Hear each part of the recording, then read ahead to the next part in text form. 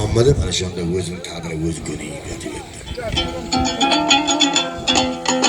Ana şu anda bazı kuyundu, bazı cıladı. Bayısından bir hafta haber gelmedi. Ana şu anda sahar payt osmandan birisi teylep geldi de.